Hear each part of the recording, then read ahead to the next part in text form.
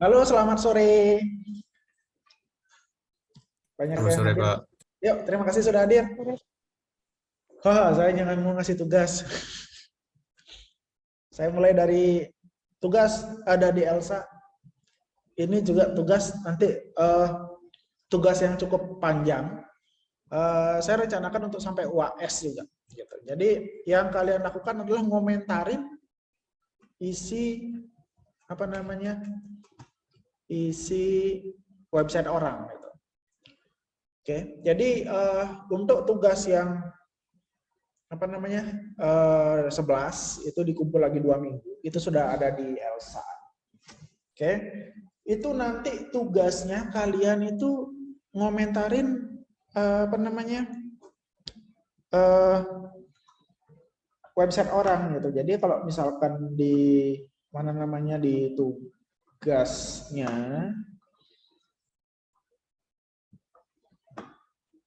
itu dibilang makalah memuat hasil evaluasi desain user interface pada website tertentu gitu.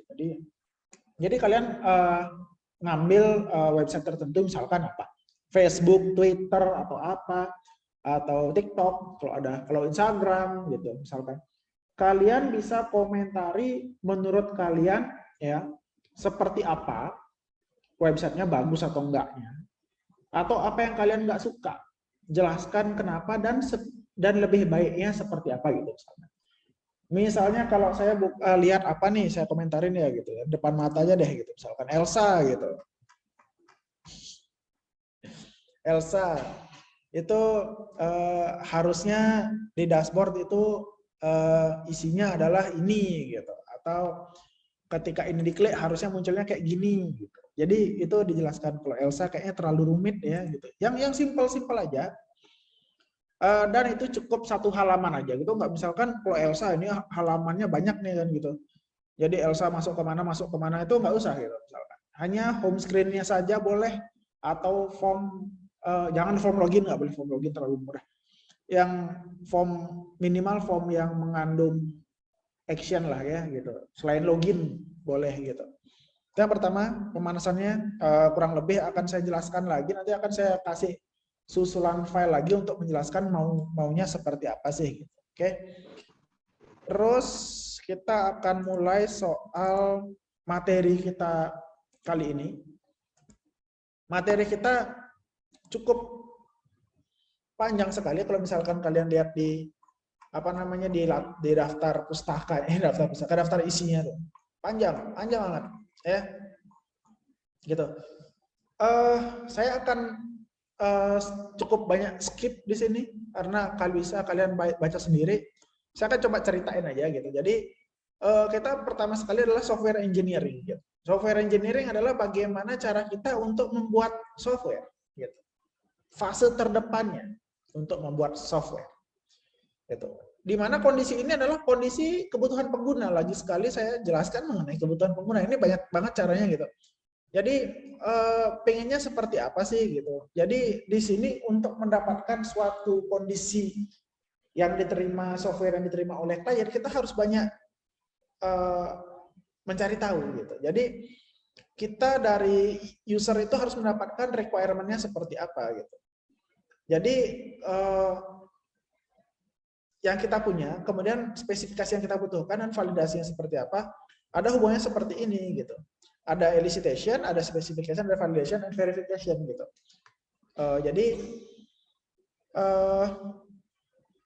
Jadi pemahaman ketika jadi elicitation itu adalah pemahaman dari user ya. Jadi kita minta apa sih gitu. Jadi permintaan dia seperti apa gitu. Ya. Ini akan ada hubungan dengan spesifikasi sistem yang akan kita buat. Kita tanya, habis itu kita transformasikan ke dalam spesifikasi. Kita berikan orang yang membuat spesifikasi itu informasi gitu.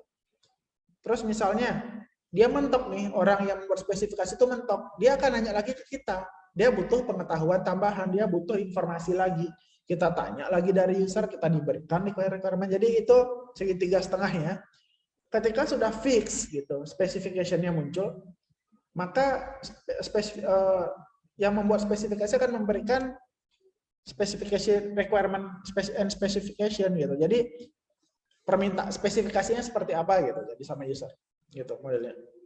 Ketika memang sudah pas, orang yang dalam membuat spek itu fitur-fitur dan sebagainya, fitur kemampuan standar seperti apa, dia akan memberikan permintaan gitu terhadap orang yang akan mengcoding dan membuat validasinya gitu.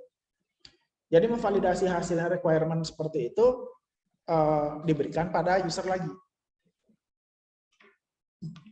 Ini modelnya udah bener Pak, udah teknis ya, udah benar. Kemudian bisa juga orang yang membuat validasi itu juga dapat feedback, dikasih informasi ini kurang, ini saya nggak butuhkan, ini saya perlu ini tapi ini nggak ada dan seperti apa, itu akan bolak-balik seperti itu. Jadi itu akan mulai ada komunikasi antara yang membuat desain dan juga usernya gitu. Ya, jadi brainstorming seperti itu. Terus kita akan masuk ke desain sistem. Desain sistem ini yang berbawa itu.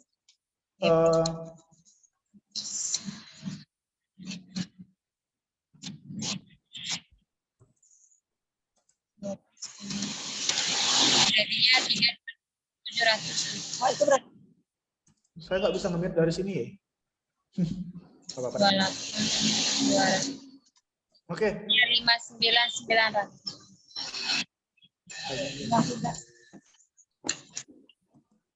Enggak. Sorry. Pencet. Nggak bisa di-mute di sini. Oke. Sampai jalan mudah-mudahan bisa di-mute. Oke. Kita mulai dari flowcharting gitu, desain sistemnya. Kita bisa mendesain sistem secara umumnya seperti apa. Saya jelasin dari daftar isi aja, karena panjang banget ya. Jadi kita teknik desain dulu, kemudian kita cek komponen seperti apa. Oke. Kita bagi 3 hal untuk membuat suatu program. Yang pertama ada inputnya apa, prosesnya apa, outputnya seperti apa, standar gitu. Untuk menghasilkan output yang baik harus ada input yang baik. Input yang baik disimpan di mana? Database. Kalian untuk ke database kalian bisa pelajarin di mata kuliah database, basis data ya. Kemudian tipe-tipe file yang dikumpulkan seperti apa? Apakah itu teks, apakah itu paragraf, apakah import dari Excel, apakah itu berupa gambar, ya. Kemudian organisasi filenya juga seperti itu. Kemudian kita masuk ke tahap networking. Jadi nah, misalnya ini adalah sebuah program berbasis web, jadi ini harus butuh jaringan seperti apa. Misalkan ini sistem berbasis mobile, jaringannya seperti apa. Kalau ini berbasis desktop, mungkin tidak perlu jaringan, sudah bisa running gitu. Ya. Nah, kita akan serius ke arah pemrograman nih. Nggak bisa diklik ya pemrograman ya. Panjang ya, pemrograman. Desain kontrol, jadi ada kontrol juga, saya skip. Nah, pemrograman. Proses pembuatan pemrograman itu adalah, ini ada karakteristik program yang berhasil itu yang pertama correct, usable, reliable, understandable, modifiable, maintainable, flexible, general, efficient. Panjang gitu. Jadi untuk bikin sistem atau dapat program itu, kita pertama problemnya seperti apa, software yang kita gunakan apa, desain programnya seperti apa, codingnya seperti apa, testingnya seperti apa, instalasi dan maintenance-nya seperti apa, dan kemudian documentation-nya seperti apa. Ya, kemudian untuk mendesain kita banyak nih caranya nih pakai diagram alir sistem, bagian program, ya. Terus kemudian sebelum kita masuk ke dalam codingan asli, kita bisa pseudocode dulu. Jadi kita nggak harus langsung terjun langsung kita coding, gitu. Error, ulang lagi. Gitu. Jadi kita bisa gunakan pseudocode. Jadi kita bisa menggunakan bahasa yang hampir mirip atau bahasa tidak formal lah gitu. Kita bisa memberikan algoritma seperti apa sehingga codingan nanti mendekati kondisi seperti itu gitu. Jadi outputnya sudah bisa tergambarkan. Itu pseudocode, kemudian coding. Jadi seperti itu. Itu untuk desain sebuah sistem. Jadi yang akan masalah coding-codingan itu kalian mungkin bisa bahasa pemrogramannya masuk ke mata kuliah yang seperti itu. Oke. Sekarang kita yang ranah saya ini ada di prototyping dan di HCI ini ada prototyping sama toolsnya dan kemudian juga testingnya. Nah, di situ besar di HCI. Oke, jadi mungkin saya akan fokuskan di situ. Jadi kalau di prototyping istilah ada UI, ada UX, ada UI, ada UX.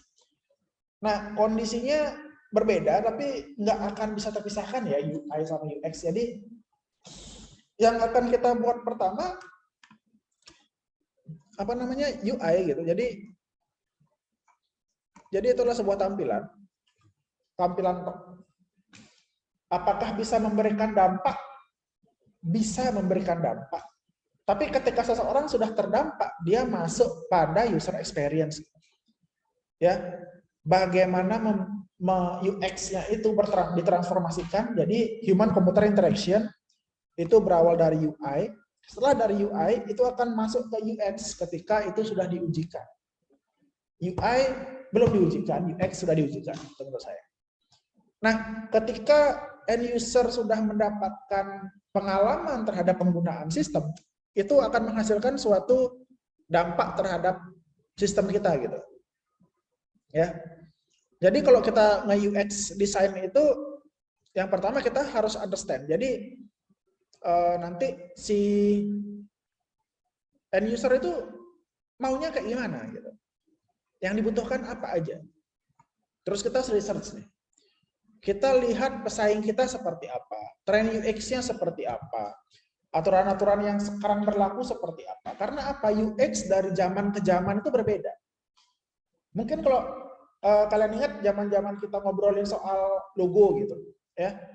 Pernah ada zaman logo orang-orang itu baik mobil, motor, Apple, Windows, itu pernah zaman UX yang 3D ya. Untuk menumbuhkan mereka tuh punya kemajuan. Tapi sekarang kembali lagi ke yang slate ya, yang biasa aja. Windows-nya udah tidak bergelombang, yang tidak 3D amat. Apple-nya juga udah gray gitu doang gitu. Windows-nya juga udah kotak biasa aja gitu. Mulai ke simplicity. Yang mulai yang simple-simple itu jadi itu sekarang kiblat untuk orang-orang ranah UX-nya gitu. Terus kita mulai kita lihat kompetitor seperti apa, trendingnya seperti apa sekarang gitu. Website Yahoo zaman dulu, Yahoo sama sekarang masih jauh banget ya kalau kalian tahu. Terus setelah kita punya data, kita keinginan orang sudah tahu, kita data sudah punya, kita mulai sketch. Jadi wireframing. Nanti kalian akan erat hubungan kalian dengan wireframing. Kita erat sekali dengan wireframing. Terus setelah kita sketching, kita designing. Jadi prototypingnya kita udah mulai. Ya, UX-nya kita mulai untuk prototyping. Kemudian kita ke implementation. Desain kita biasanya kalau ini ranah programming kita akan lempar ke front end developer. Jadi ini fungsinya apa-apa, nanti kamu login di sini, nanti kamu login di sini apa back end. Gitu. Itu kalau misalkan perusahaan simpelnya kayak gitu. Tapi kalau misalkan diri sendiri kemungkinan besar jarang. Jadi kalau misalkan diri sendiri ya udah front end kita, back end kita, ada database kita gitu. Terus setelah implementasi kita evaluasi bagus atau enggak, sesuai apa enggak, gitu kan. Terus prototyping tahapannya sudah, evaluasi. Nah, ini prototyping gambar banget ya. Terus ini prototyping udah mulai didesain ya. Ini desain nih, gitu. Ya kan? Setelah kita ngomongin soal prototyping pada UX ya, UX prototyping, kita gerak sama tools. Tools-toolsnya kalian bisa cek-cek di online gitu. Ya. Ini ada beberapa tools yang terkenal gitu. Yang pertama ada Mockflow. Ya, Mockflow saya nggak pernah coba kayak gini. Mockflow saya pakai nih. Mockflow saya pakai bagus banget, cuma ini terbatas sekali, jadi saya cuma bisa pakai satu halaman aja Mockflow. Saya gunakan ini. Terus ada Balsamiq, jadi seperti ini. Biasanya Balsamiq ada yang ini, tapi saya belum pernah coba juga. Tapi bagus juga sih di sini. Balsamiq, recommended. Terus ada Axure, jadi dia lebih ke workflow-nya bagus. Kemudian ada Adobe.com, jadi saya belum coba. Ada Sketch, belum coba juga. Ada InVision, ada Figma. Figma lagi ngetren banget, nggak tahu kenapa saya di TikTok nontonnya Figma sering banget keluar gitu untuk implementation UI. Jadi di sini sudah benar-benar bisa gerak nih, benar-benar berwarna gitu. Nggak kayak Balsamiq yang berwarnanya nggak berwarna seperti itu. Adobe XD bisa. Illustrator kemungkinan besar ini bukan ke arah yang ke coding-codingan, tapi mungkin ke arah yang prototyping, ke arah desain 2 ataupun 3 dimensi. Jadi bukan yang ke arah coding benar-benar. Bisa coding bisa sih. Cuma biasanya di sini digunakan untuk yang prototyping di bagian desain. Ada Origami Studio. Itu banyak sekali tools yang ada. Kalian bisa pelajarin. Di sana bisa digunakan. Kalau saya saranin Balsamiq atau enggak Mockflow itu saya gunakan. Balsamiq saya belum pernah cobakan tapi pengen juga sih. Oke. Nah, kita akan masuk ke ranah HCI. Usability testing. Jadi bagaimana caranya sebuah sistem kita ataupun desain kita itu dipandang bagus ya sama kondisi end user gitu. Jadi proses mengevaluasi antar muka atau user experience terhadap website ataupun software sehingga mudah digunakan. Itu usability testing. Terus ada bedanya nggak sih antara usability dengan user testing ya? Jadi usability testing sama-sama evaluasi. Jadi kalau usability testing itu pengujian untuk mengetahui user experience dari produk gitu. Terus kalau user testing itu adalah mengetahui apakah sudah sesuai nggak produknya sesuai dengan kebutuhan pengguna. Misalnya cara penggunaan mie instan, kalau di sini mie instan dipakai ya. Jadi kalau misalkan bikin mie instan, udah selesai nggak? Udah dipakai belum gitu. Jadi sudah atau belum. Nanti kalau misalkan ini terhadap experience, ini terhadap produk. Jadi gampangnya usability testing bisa jalan tanpa adanya produk, tapi user testing nggak bisa jalan kalau nggak ada produk yang dijual yang diterima gitu. Ya, jadi kayak gitu.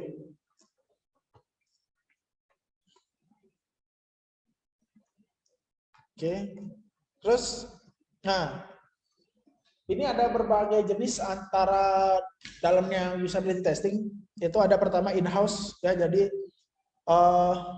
lakukan jarak jauh gitu, misalkan telepon atau misalkan dia dari review gitu.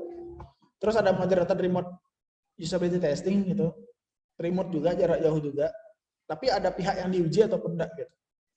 Terus ada on moderated remote usability testing, jadi bisa kita tidak ada moderator, tidak ada yang ini, tidak ada yang menanggap, tidak ada yang menengahi, ya udah jalan aja gitu. Pengujiannya bisa remote dari rumah, dari kantor, seperti apa. Terus untuk langkah-langkah usability ya, itu bagian yang diuji. Nah, ini yang akan kalian lakukan pada tugas. Ini untuk di tugas. Ya, yang pertama adalah tentukan websitenya. Ya, tentukan websitenya. Apakah itu Facebook, apakah itu Twitter. Cari yang simple ya, Dewa Web. Cari yang simple, yang mungkin bisa dievaluasi. Yang pertama seperti itu. Ya.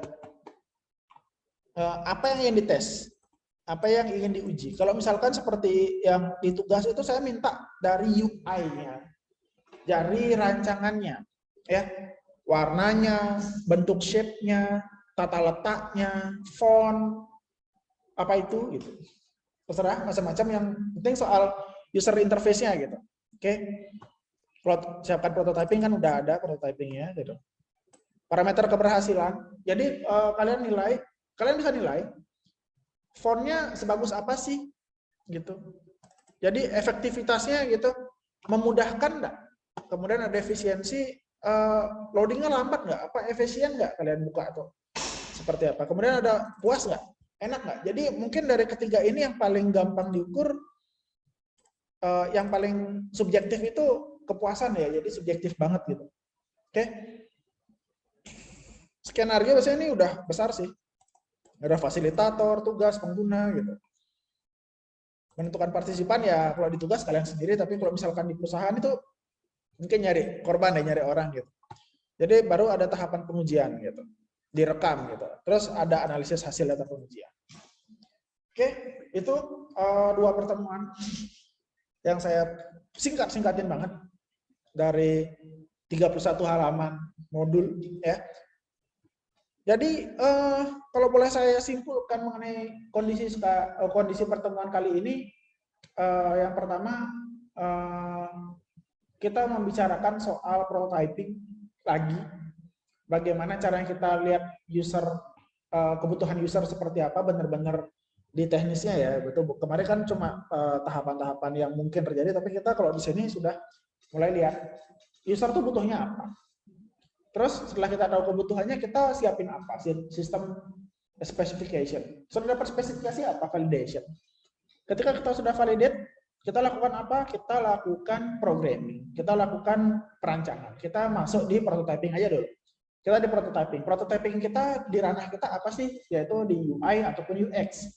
Ketika kita ngomongin UI sama UX, itu berbagai macam cara untuk membuat pelanggan ataupun end user itu menerima produk kita seperti apa, menerima sistem kita seperti apa, menerima website kita kayak gimana.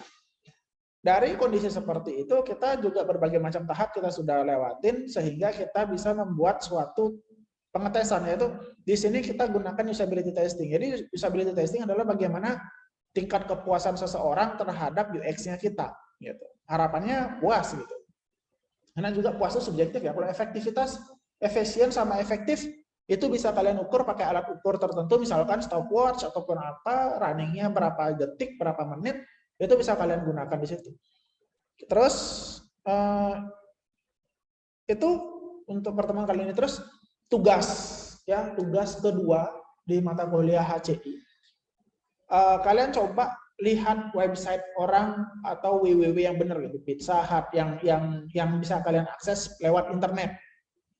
Kalian cari itu, tugas individu ya, bukan kelompok, individu. Kalian ambil 1 atau 2 page yang merasa kalian bisa komentari dari segi apapun soal HCI, baik dari segi warna ataupun dari segi komposisi, dari segi seperti apa yang membuat experience kalian itu merasa kayaknya harusnya lebih baik seperti ini, kayaknya bisa lebih baiknya seperti ini, kayak gitu. Itu yang harus kalian nilai. Mudah-mudahan dapat dimengerti. Kalau enggak, nanti bisa tanya saya lagi, Japri, via chat di grup. Oke? Itu aja untuk pertemuan kali ini. Apakah ada pertanyaan terkait ininya? Ada pertanyaan enggak? Ada yang halo Pak, Ada selamat Pak, sore. tentang tugas. Ada Pak. Gimana?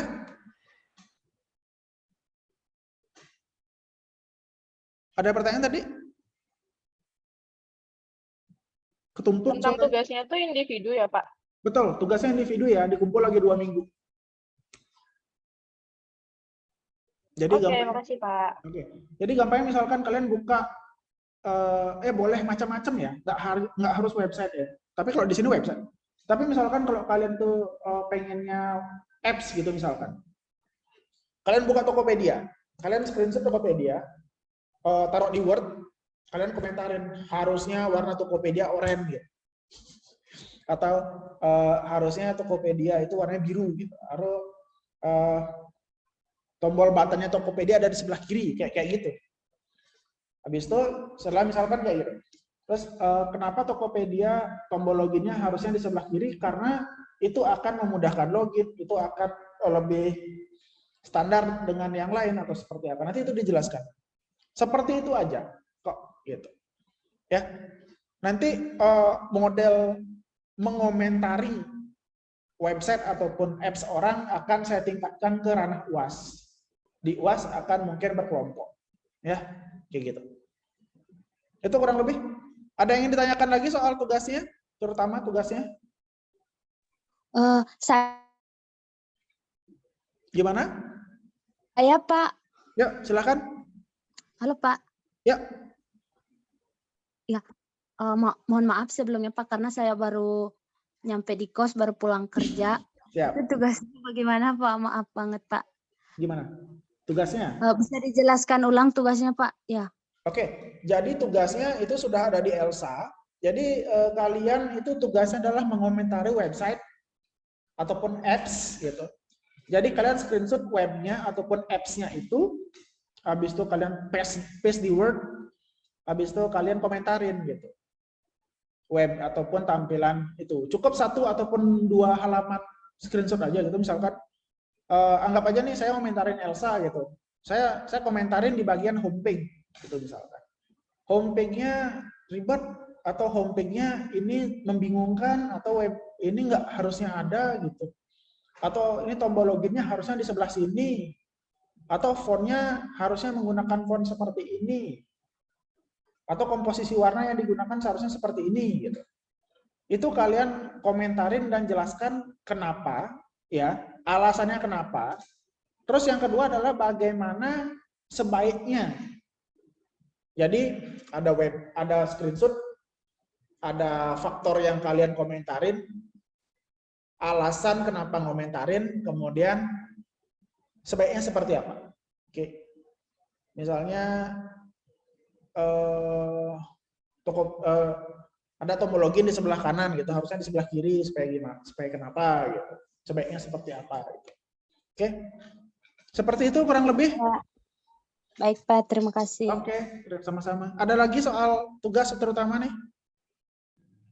Selamat sore Pak, izin bertanya. Ya. Untuk mereview webnya itu nyari satu Pak ya? Satu web. screenshot. Oh satu. Oh.